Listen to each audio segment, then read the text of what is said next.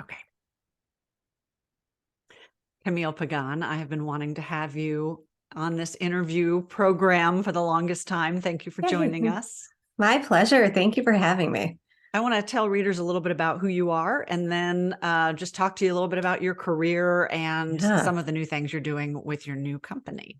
sounds great. Great. Let me tell everybody a little bit about you. Camille Pagán wrote her first novel at age 30, The Art of Forgetting, and has since published 9 more.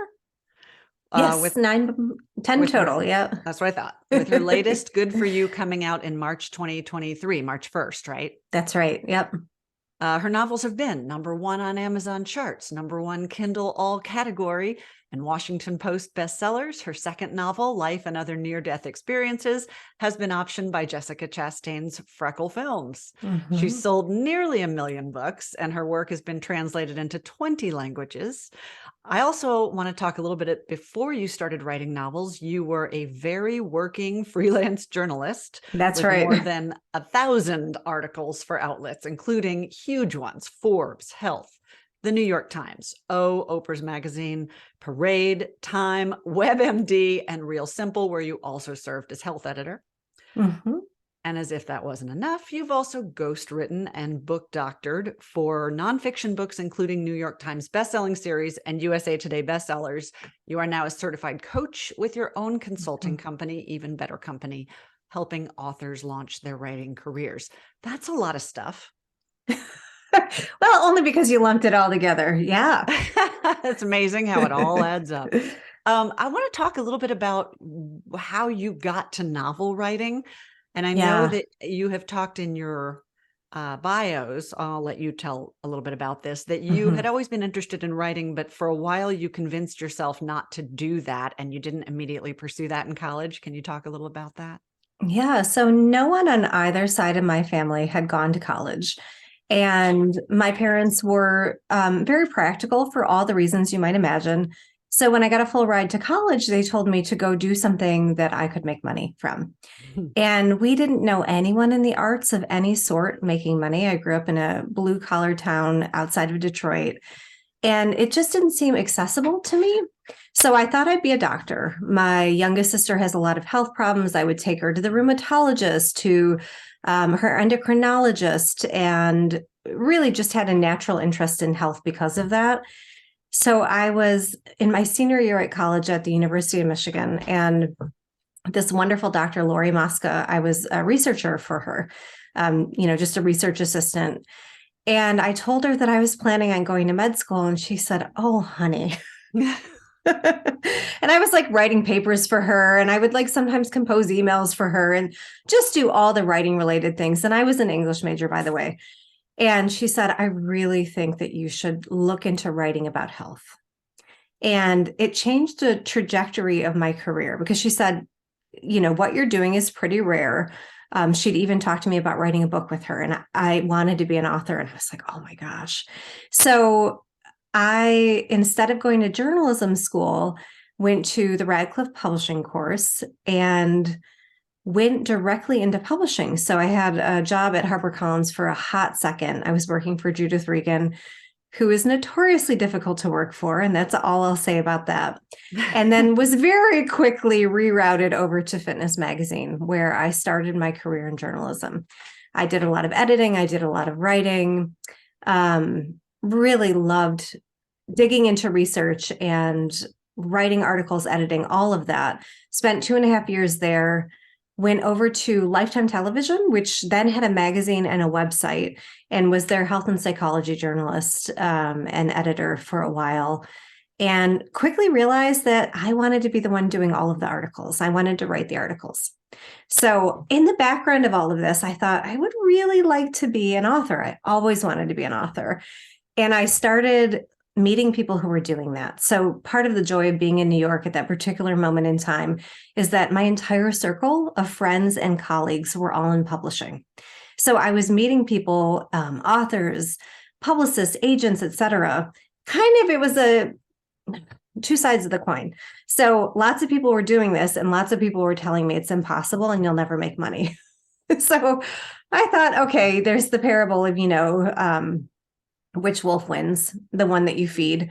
And I thought I should probably feed the one that tells me I can do this. And so around, I think I was 29, pregnant with my first child, my daughter. And my dear friend who lived just down a couple blocks down from me in Brooklyn was diagnosed with stage 4 cancer. And she and I used to go out for coffee all the time and talk about all the books we were going to write one day. And my friend, her name was Bunny, she said to me, I don't think I'm going to have a chance to write those books, but I really want you to. And oh God, so emotional to even think about it now, all these years later. And I had an idea and I thought, I'm going to start writing. So I gave birth to my daughter. Bunny passed away. And it was one of those life or death moments, which unfortunately research shows that we often need these to change. They're not required, but we often make big decisions when something major has happened to us. And most of my books start that way, actually. I don't think that's coincidental. So I was like, crap, I better write a book. So I sat down at night, I had an hour every night while my daughter was sleeping.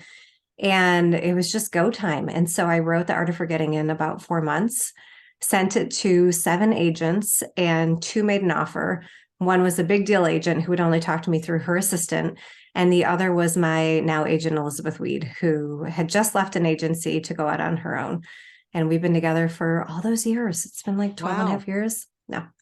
So that's really astonishing, actually, how the fact that you had always wanted to do it, hadn't done it, and then got this impetus and just did it. And 7, I know a lot of authors listening, 7 queries probably doesn't sound like much to get 2 offers. So it isn't. And I'm going to tell you, I just believe that I'd be able to. So one thing I do really well is marketing copy, which is what a query letter is. Mm-hmm. All of the book jackets that you read for any of my books, I wrote those. A query is essentially the same thing. So I know there are lots of how-tos out there and I do edit queries, but I would say the best advice you can get is go look at a jacket copy. That's what your query should read like, essentially. And it's not that was the best book. I wrote a really good query letter and a pretty snappy book. And it's not all roses. I didn't sell the next 3. That was my next question. But I'm also guessing, just for those listening, that your credits were very helpful too. You had really legit writing credits. I think so. I think it mattered a lot more then. I had a lot of media contacts. Back then, publicity was a bigger deal than it is now. So that certainly didn't hurt, but I do think it was really, I mean, I asked Elizabeth later after we became friends, why me? And she was like, you just wrote a really good query letter. So it's like, yeah, thank you. Okay. So that one sold fairly easily or didn't? It sold for 6 figures at auction. We sold foreign rights to 3 countries before we sold in the US. Sounds like a dream story, right? Like, oh, I'm on my way. And I thought I was. I was like, I'm just going to write a book a year. I'm going to do like what Emily Giffin's doing. Alison Wynne Scotch was one of my writers when I was at Lifetime, and I saw her career and she so inspired me. I have such respect for her. I know she was on your show recently. I was like, Alison's doing it. I see people doing this. Well, that book had a very dark, somber cover, which did not match the tone of the book itself. So readers were very disappointed. It didn't sell well, especially in hardcover, which was where the publisher was hoping to make the money.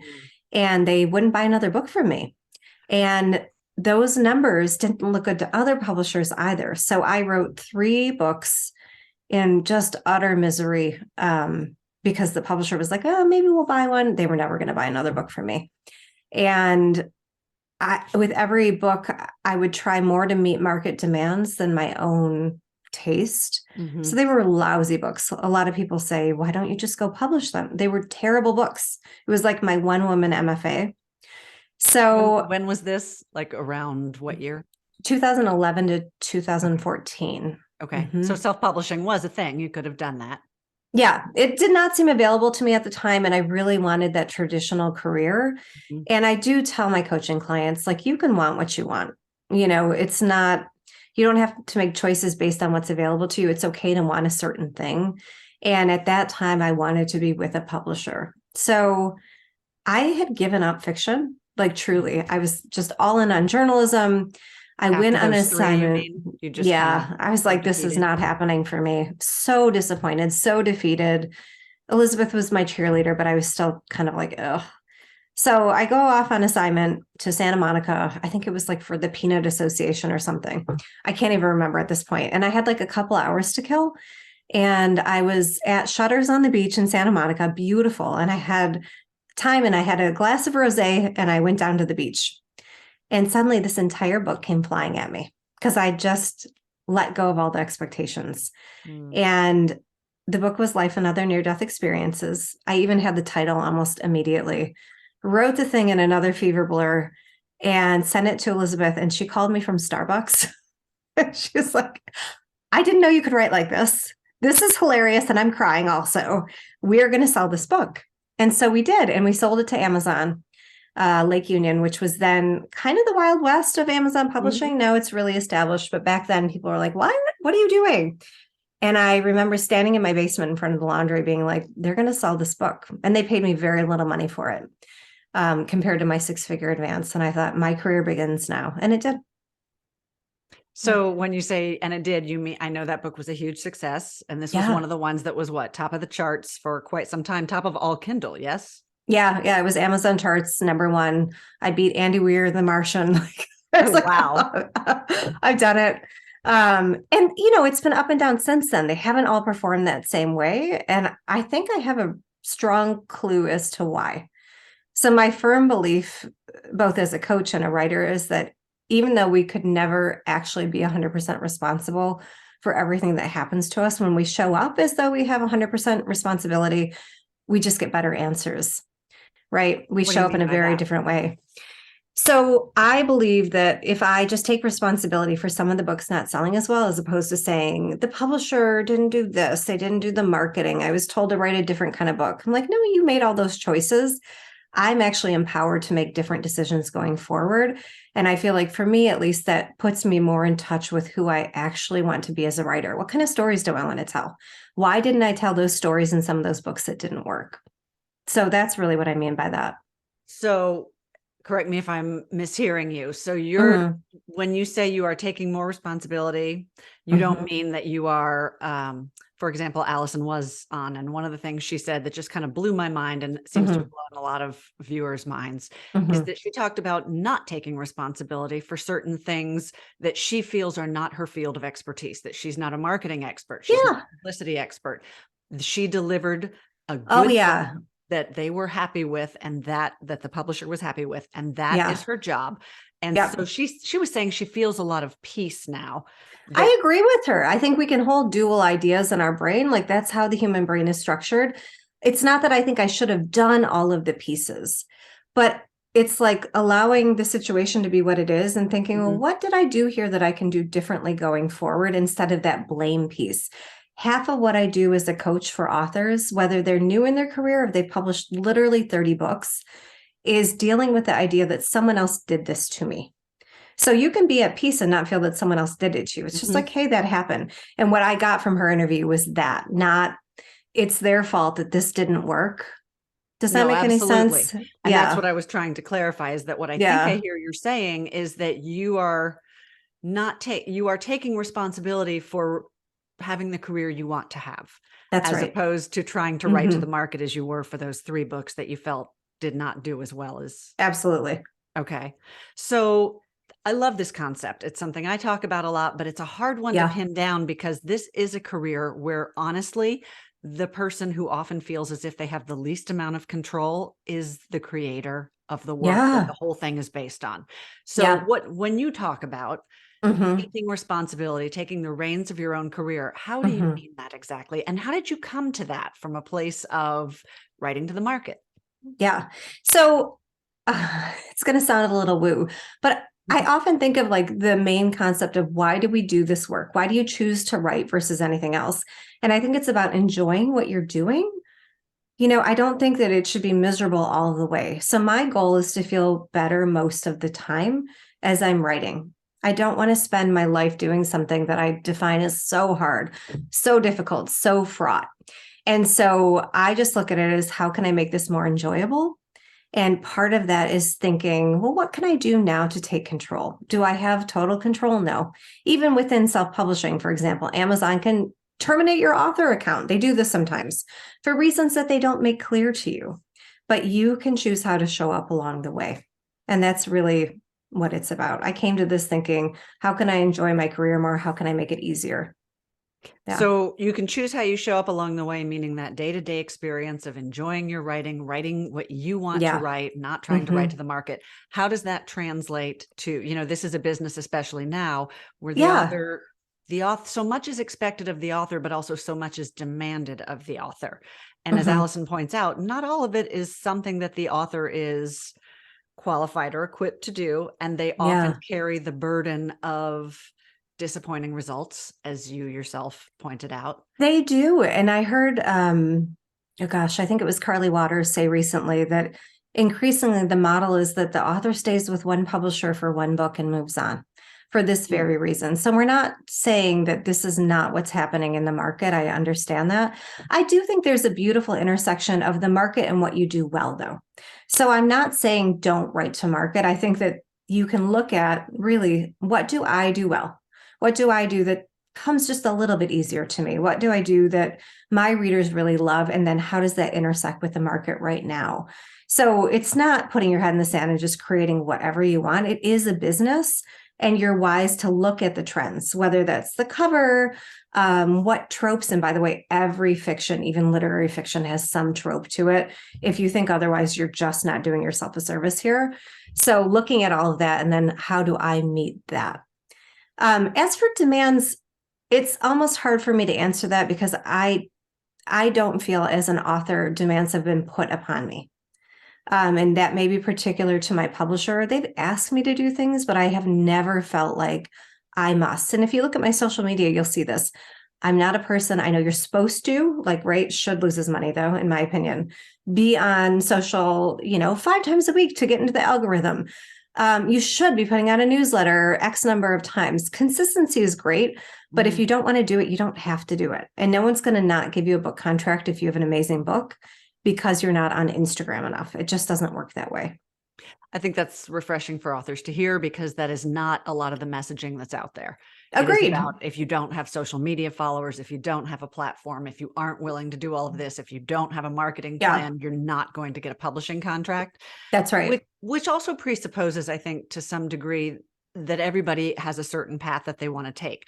The thing I'd love to, I guess, hear your thoughts about is one of the ways that I mean taking ownership is that this is traditionally, it has been a gatekeeper business, meaning that you as the creator, you are somewhat a beggar at the table waiting to have a scrap thrown to you. And that you don't have a lot of control over the trajectory of your career. So it can feel as if a lot of it is out of your hands and you're just waiting for someone to give you the nod to do the thing you desperately want to do. Yeah, but I think it's a creator economy, and I think that's shifting. And with people like Lucy Score and Sarah Kate, and I'm talking mostly about romance, but Andy Weir is a great example too, of people creating their own careers. Go on Facebook and look at some of these self-publishing communities. People are making $100,000 a month and you've never heard of them. I think the model is shifting, and that's not to say self-publishing is for everyone, but we have an opportunity now to choose ourselves that we never had before. And so if you don't like that waiting, some people actually really like it. It feels like a game to them. It's an opportunity to prove. Some people like validation. They don't feel bad about that. There's nothing wrong with any of these things. But if you're a person who feels icky about it, there are other avenues to have a successful career as an author that even you were saying, like back in 2011, self-publishing was there, but now pioneers like Colleen Hoover have really changed the model. Megan Quinn, she does books with Montlake, and then she does books on her own, and she puts out as much as she wants. Like, there are models out there if that doesn't resonate with you. People doing really cool things. So I have two, I guess, questions for you. We sort of transitioned into talking about how you're coaching authors, but it sounds like what you're passionate about right now. And I love your advice. So if it's okay for us to stay in that territory. Please do. So you're talking about these people making hundreds of thousands of dollars. You got a 6-figure book deal. That's great. That's the dream. It's also rarely the reality. Yeah, statistically, absolutely. Yeah.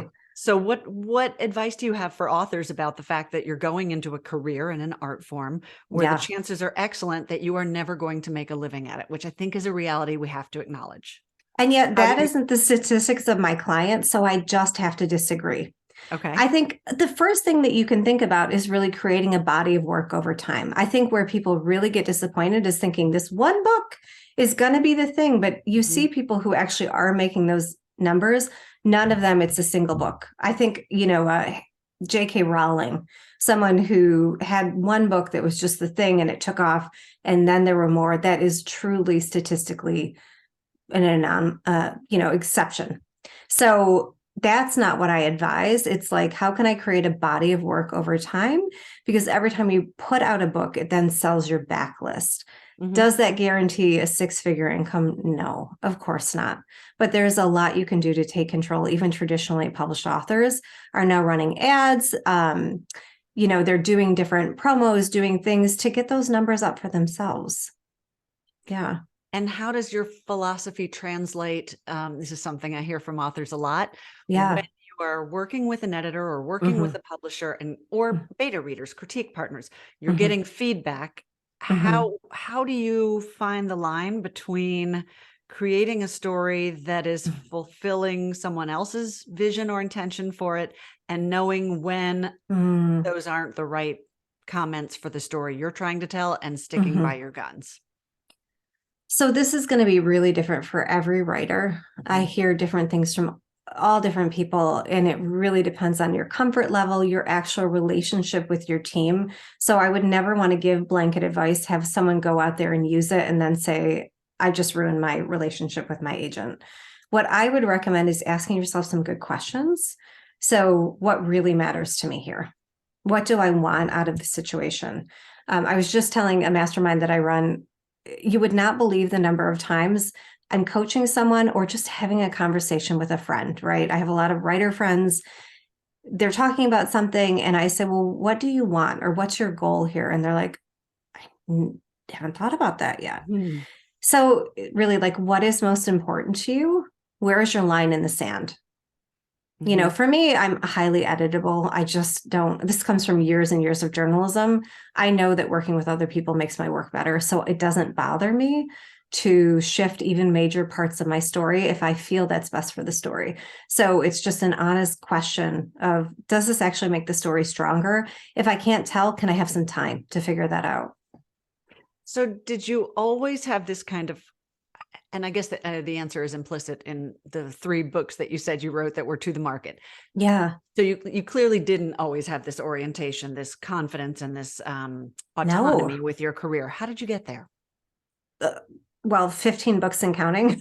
But so you were at this it point really where you is felt a like you process of go ahead. growth. It's just growth, one book after another. You're not going to feel the way that I'm describing with book 1. Chances are, maybe, I don't know, there are exceptions. Some people really have preternatural confidence and like hats off to them.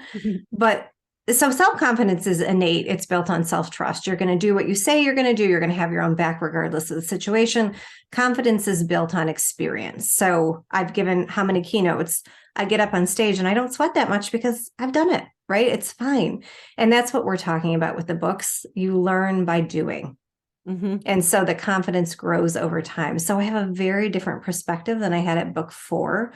And you know this, Tiffany and I have worked together on many, many books. And who I am now is really different than I was several books ago and even 2 books ago. Yeah. I think we're here to grow. Yeah. Right? And I think one of the key things for authors to take away is that the way you sustain a writing career is by continuing to write and finding your voice and finding your, I guess, your self-confidence, not just in your voice and your writing, but as you said, in the fact that this is your career. And while we may, to a certain degree, because of the nature of the business, there is a lot that's beyond your control, but the core feeling of your art and your business and your career is something that you can decide how you want to look like and run the way you want it to. And I love that you say this, you think about what you want, what your goals are. It's funny. We know that for our characters, and you wouldn't start any other business without like a mission statement and knowing what you're going to do. But we don't think of our author careers that way. Do you advise authors? How do you advise authors to balance the creative and the business sides? I have to mean, spend like many of your guests have said, recognizing that it is a business. Mhm. So that's what I mean about really matching your talent with the market. Understanding that sometimes you're going to have to say yes when you want to say no, and vice versa. You have a relationship with all of the people on your team, and so there is give and take. To me, it's just a really natural understanding that I want to make money. Again, just coach some writers on this. Some of it is just being clear that you want to make money because you show up differently when that is the goal. And I'm not saying it's the secret, like I'm not a law of attraction person or anything like that. Like just visualize and put it on your vision board and it'll show up. Not necessarily, but I think what we so often call like law of attraction or woo woo, psychology actually shows that that's micro actions. So you show up differently when you have your intention in mind, when you build a belief, even if you're not all the way there, you just show up differently. I'd like to give the example of, we think it doesn't translate, but it does. So this one time I emailed my publicist, who I adore, wonderful person, and I was just in a mood. It's like, and it had nothing to do with her. And I wrote what I thought was the most professional email. And I'm a professional writer. I've been doing this for 22 years. That's all I do is write.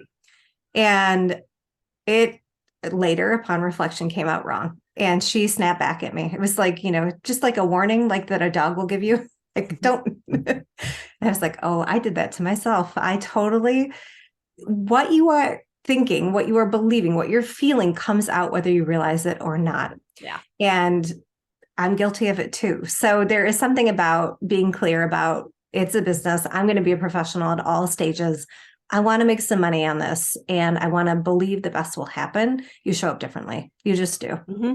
Well, I think in some ways, one thing I say a lot to authors is take yourself seriously. Yes. I think believing that you can, I say a lot to authors, understand the financial realities of this business, because I think that's how we have the engine in us that sustains a long-term writing career, because there are going to be setbacks. Yeah. And you've got to understand that that's a normal part of the business and not have all of your eggs in this basket. But I also can we talk money though? I mean, because this is what I don't hear happening. Yeah, let's. So I made a ton of money from my books. I'm just going to be totally honest about that. I totaled it up on the car ride to New York over Thanksgiving. Was like, oh, this is great. I have always had another business. And that's not a coincidence. I am the bigger breadwinner in my family. I grew up without a lot of money. So I like to have stability. But I don't know that it serves you to not have another income because there may be downturns. I'm not saying you can't do this full time.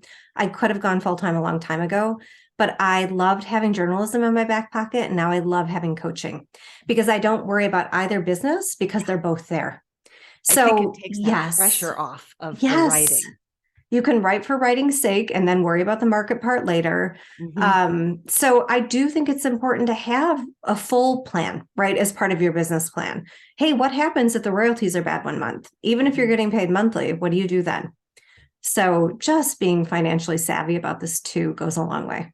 And I don't hear a lot of authors talking about that. I was just going to say, if I could reach through this camera and give you a kiss on the face, I would do that right now because I feel so strongly. I used to be an actor and I like you, I was not going to be a starving artist. That's not who I am. I need stability. And so I always, in fact, that's how I got into editing. I needed something that would allow me to go and do regional theater. And I started doing freelance copy editing and it just happened to be my passion. I found out. And then 30 years later, here we are. So you don't know where it's going to lead you, but what it always gave me was that safety net that you're talking about. It takes the pressure off of, oh my God, I'm working under deadline and nobody's offering for this book. And how am I going to create with this mindset? Because you don't have to do that anymore. And I also think there's something about, it seems to me a dream of a lot of authors to be able to go full-time writing. Well, let me hear your thoughts about that, actually. Well, research is pretty clear. Yeah, the financial side is the financial side. But so if you are self-publishing, I get that because you have more control, more ability to put out more often, and probably the second half of your day is marketing. Right. But most humans, their attention span for concentrated work tops out around 3 or 4 hours. And I have yet to see an exception of someone who writes for 8 hours and doesn't have some depletion the next day. Either the writing isn't as good, they're tired, they take off, they get sick, whatever it is. So I don't know that it's really realistic for most people. Everything I say, there's exceptions to the rules, right? To actually write for 8 hours a day. And personally, I don't want to market for the other 4. I came on coaching accidentally. I got coached during a major career disappointment. My publisher said no to a book I thought was going to be like the book. And I was just devastated. And I didn't want to have another 3 years, 3 crappy books. So I hired a coach, and it just changed my life. And I'm now master certified because I just loved it so much. Like you, that was accidental. Didn't see it coming. Yeah. You back into a passion and you don't realize it. So I don't want to market for 4 hours a day, but that is available. I just don't know about writing all day, how realistic that is. I don't see people doing it well. Yeah, that was where I was going to go. You know, Cal Newport, if you have read Deep Work. Yeah, of course. Yeah, love I love that book. He does studies where he talks about the fact that we can really only sustain creativity for bursts of maybe 90 minutes or any kind of content creation. I can't even get to 90. Deep Work. I'm 45, get some water, go to the bathroom. And we can maybe do that twice in a day. So you're looking at 3 hours, like you said, 3-4 hours. And then most people tap out creatively. And I'm not saying you have to work 12 hours a day. No. But knowing that, I don't know, to me, I have always found scarcity of time, of anything, to be very motivating. And the fact that I structure my day so that my mornings are reserved for the, you know, my course creation and nonfiction writing and that kind of thing. Yeah. That makes that time more productive because I know I have this finite chunk of time to do it. And then I've got to get on to work. Parkinson's law in action. It's real. What's Parkinson's law? I don't know. Things take as long as you give them. Oh, that's so true. Yeah, really. And I know, yes, sometimes you're like, that took me 20 minutes longer, but you can really train yourself to have the task take as long as it takes.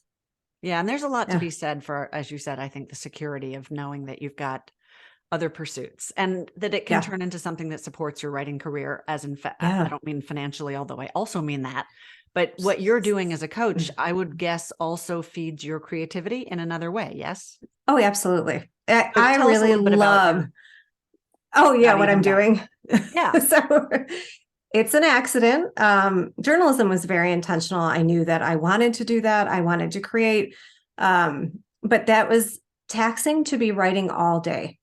You know, when I started writing fiction more and then also doing these stories that were reported heavily, lots of interviews, lots of research, et cetera, I was so tired at the end of the day. Whereas talking to, primarily I coach authors. I do coach some coaches who need help with their writing, but I don't work as a book coach. I'm really a mindset coach. So career strategy, mindset. I use cognitive behavioral tools. That's what I went to school for. It was good questions, right? It's basically journalism work in a way, but targeted and future focused. So I just love having these conversations. I really believe that people can have the careers that they want. And now that I've been doing this for many years, I have proof, right? My authors are selling their books. They're making money. They're out there getting past plateaus because I work with people at all different levels. So sometimes it's the first time writer. Sometimes it's the person at the 30 book mark who's like, I want to write something else. What do I do? And so we talk about that. Yeah. When did you start the company? Oh gosh. It's just an extension of my existing 22-year company. So Even Better Co is my doing business as, but I have been coaching for 4 years now, at master certified just recently, certified for 2.5, 3 years now. Yeah. Really doing this in earnest for 3 years. So if people want to find you as an author or they want to find you as a coach, where are the best places? It's all under CamillePagán.com. So you can find the link to evenbetter.co, that's CO there. And all the things about me, how to find me in all the places. All right. Before I let you go, I usually ask for people's advice, but you have given so much of that already for authors. Apologies. What do you wish you had known at the beginning of your career? Oh gosh, that it was going to work out. Yeah. I think so many people, there's so much doubt. And I could have saved myself a lot of misery by believing earlier on that it was available to me. And that's why, I just think that's why I'm very vocal about this, that you can do it. Please pick up my books. I'm not the most talented writer, and I'm not being self-deprecating here. I do what I do well, and that's what I would encourage every person listening to think about. What do you actually do well, and how can you do more of it? Instead of like fixing all the things that seem broken, like go all in on the stuff you already do well. If I can do it, so can you. Just truly, I believe that. Is that what you think the secret is to everything being okay? Just trust I yourself. mean, everything is not going to be okay, and that's the reality. But it's like, how do you weather the ups and downs so that your trajectory is generally upward? I don't think it's toxic positivity, Sally Sunshine, rose-colored glasses. Like, you don't have to think everything is going to be perfect, because it won't be. And you're going to be flattened when that happens. But it's like, what if you believe that you could continue upward in spite of those bumps? That's kind of my perspective. And stick with it. I think it's telling that Of course. despite 3, and I'm going to use this term loosely because I don't necessarily agree with it, failed manuscripts that did not sell. 4. 4. There was that one in that middle. Oh, yeah. Lake Union said, we are not publishing this. But I think So, it's very tempting and very easy to doubt yourself and go, I guess I don't have what it takes after all. But what I'm hearing you say is that what I'm interpreting from you saying by, trust that everything's going to work out is that you have to stay in the game. And if you do that and you continue moving forward and you show up, everything is going to work out. That's how you win. Yeah. I was just talking to a friend of mine, an author you've probably worked with, who we were like, 10 years ago, we started off with a lot of writers who don't write anymore. And I totally respect that decision, but she and I are both like, we're not the best. Like, what is happening? We're still here. And at the same time, we're texting each other and we're like, oh, we're still here. Like, there's no secret. We just stayed in the game. We've switched publishers. I've self-published some books. Like, we've done things to stay in the game that were required of us. That's the secret. That's it. I agree with that. Yeah. And like you said, no shame. If it gets to the point where it's too much and it's not rewarding to you, do something else. No, you reserve the right to change your mind at any time. It's fine. Absolutely. Yeah. And then come back to it if you want to. It's always there for you. Thank you so much. I just my love pleasure. how generous you've been with your experience and with all of your advice, hard-won advice over your career.